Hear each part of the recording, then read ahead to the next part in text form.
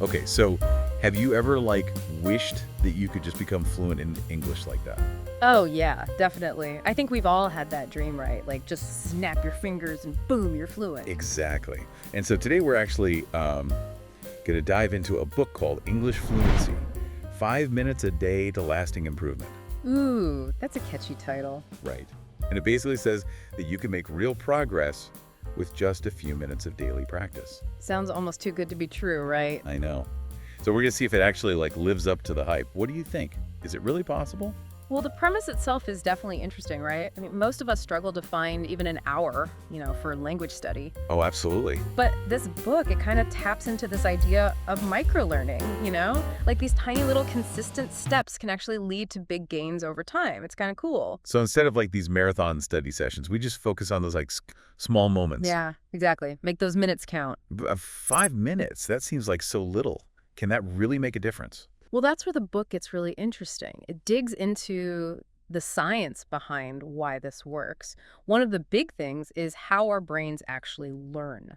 Okay, I'm listening. So repetition is huge EE for memory, Yeah. And when you're engaging with the language every single day, even if it's just for like a tiny bit, you're strengthening those connections in your brain. So those words and structures become more accessible, right? Yeah, exactly. Like imagine practicing a musical instrument. It's better to practice a little bit every day than just one long session once a month. Right, totally. And the book actually takes this even further, and it gives you 5 specific activities to do, and they all target different parts of language learning. Okay, so these activities, they're super simple, but they work when you do them consistently. You got it. Okay, I'm hooked. Tell me about these 5-minute wonders. All right, so the first one is called one sentence practice. One sentence practice. Okay. Yeah, and it's all about mastering the pronunciation of one specific sentence. So like think of a sentence you use a lot in your daily life, something like, I'll grab some coffee before heading to work. Okay, yeah, I can see that being useful. Like, I use that one all the time. So do you just repeat it a bunch of times? Yep. The book says to repeat it out loud 10 times, focusing on each word, like how you say it, the rhythm, and your intonation. You can even record yourself and listen back. Oh, wow. So wait, just by repeating one sentence 10 times, that can actually improve my pronunciation. It sounds simple. I know, but think about how kids learn. They hear and repeat phrases constantly until it just becomes natural. Right. So you're basically doing the same thing here, internalizing that correct pronunciation. Okay, got it. So repetition is key, whether it's speaking or playing scales on a piano or whatever. Right. Practice makes perfect. Okay, so what's the next activity? The next one's called the quick listening challenge. Quick listening challenge. And this one is about training your ears to really understand spoken English. So the task is simple. You listen to a short English audio clip, and then you try to repeat a sentence or a phrase from it. Ooh, so that could be like from anything, right? A podcast, a TV show, a YouTube video. Exactly. Pick something that you enjoy listening to, and the key is to listen actively and try to copy the speaker's pronunciation and intonation. Even if you don't understand every single word, just trying to repeat it helps your brain get used to the sounds of English. So it's like you're actively participating with the language. Exactly. It's not just passive listening. And actually, this type of active listening, it helps train your brain to remember sounds better, which is super important for language learning. Wow, that's fascinating. So even these simple activities are actually using some pretty complex stuff going on in our brains. Yeah. Okay, so what about the third activity? All right, number 3 is the 3 words a day game. 3 words a day.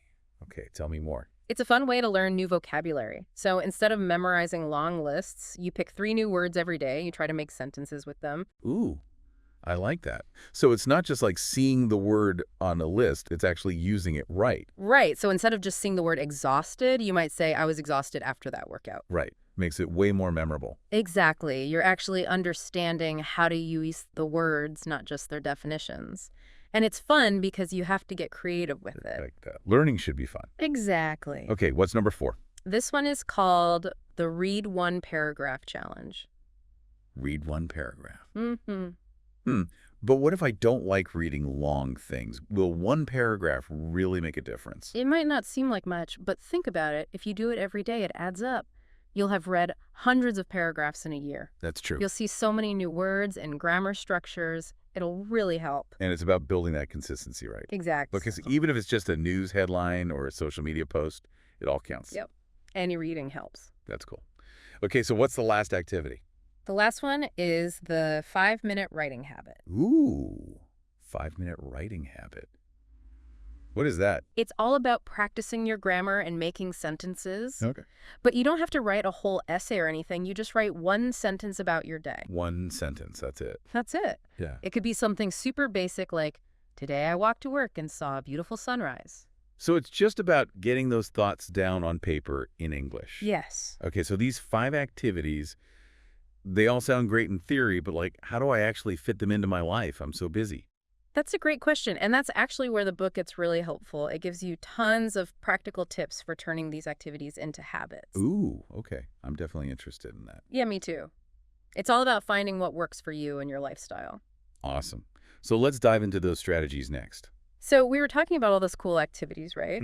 But how do we actually make them like a regular thing? Yeah, that's the hard part, right? Like life gets in the way. Totally. And the book actually has a whole section on this. It's called habit stacking. Habit stacking, what's that? Okay, so it's like you're already doing things every day without even thinking about it, right? Yeah, like brushing my teeth or making coffee. Exactly. So instead of trying to like add something new to your schedule, you just attach it to one of those existing habits. Ooh, that's smart.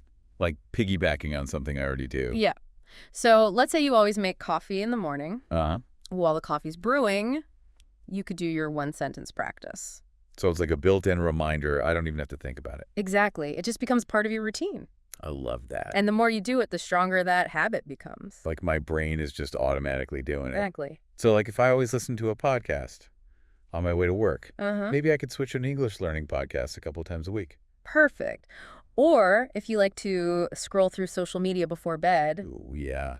Guilty. you could do your 5 minutes of writing practice instead. Wow. So many possibilities. Right. And you can make it work for you. Okay, so habit stacking is definitely a game changer.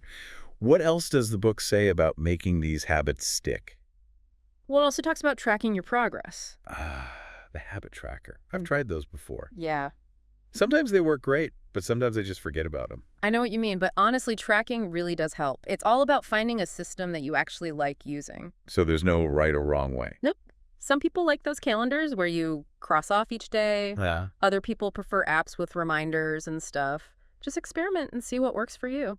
Okay, so whatever I choose, it's about seeing that visual reminder of my progress. Exactly. It can be super motivating to see how far you've come. And even if it's just like marking X's on a calendar or filling a jar with marbles, Yeah. it shows me that I'm actually doing it. Right. And that helps you stay committed, especially when you're not feeling as motivated. I get it. It's like proof that I'm making progress. Exactly. Okay, so we've got habit stacking for the routine and tracking for motivation. What's the last piece of the puzzle? This one is super important. Don't forget to make it fun. Oh, yeah, for sure. If it feels like a chore, I'm definitely not going to do it. Right. So find activities that you genuinely enjoy. Like what? Well, what are you interested in? Let me think. The book has tons of ideas like watching funny YouTube videos in English, Okay. or listening to music, reading comics, even watching cooking shows. Oh, yeah, I could totally watch cooking shows in English. See?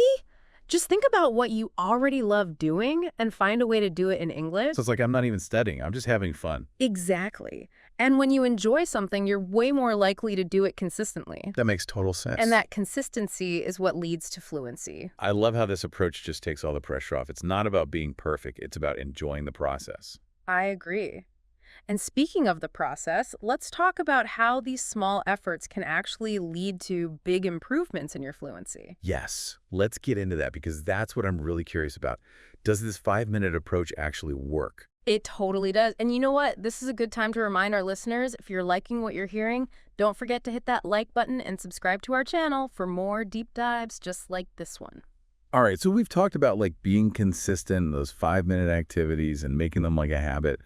But now I'm curious, like, does this actually work? Does doing these little things really make you better at English? It totally does. It all goes back to that thing we were talking about before, you know, like those little drops of water filling up the glass. Oh, yeah, right? It might not seem like much at first, but over time it really adds up. It's that whole compound effect thing. Makes sense. So Rome wasn't built in a day, right?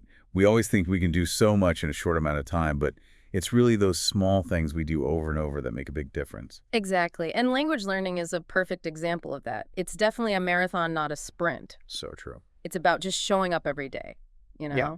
Even if it's just for 5 minutes, just make those minutes count. And the book really emphasizes that, right? Like, it's not about cramming or having hours and hours to study. It's Yeah. about just fitting those little moments of learning into your life. Yep. And what's cool is that this approach, it not only makes fluency seem more achievable, Right. but it can actually help you in other areas of your life too. Really? In what way? Well, think about it. When you get good at being consistent with something, it kind of spills over into other things, you know? Okay. Yeah. Like if you're disciplined with your English practice, you might find yourself being more consistent with your workouts or your work projects or even your relationships. It's like building a good habit muscle. Exactly. It's a life skill that can help you with pretty much anything.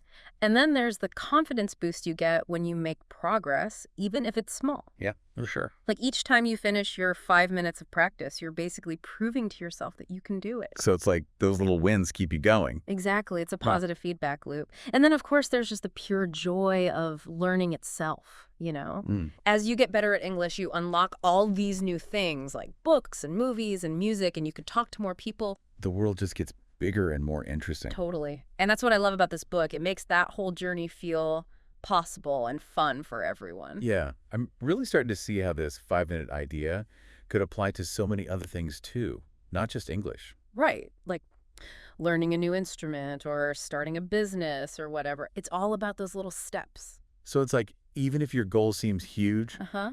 you can break it down into smaller parts Mm-hmm. and just focus on doing a little bit each day. Yep. Just like those water drops filling up the glass. Exactly. Well, this has been super insightful. I'm feeling inspired to start my own 5-minute journey. That's awesome. And if you're feeling inspired too, we'd love to hear about it. Share your goals with us in the comments. And if you enjoyed this deep dive, don't forget to like and subscribe for more episodes like this. Until next time, keep learning, keep growing, and keep those water drops flowing.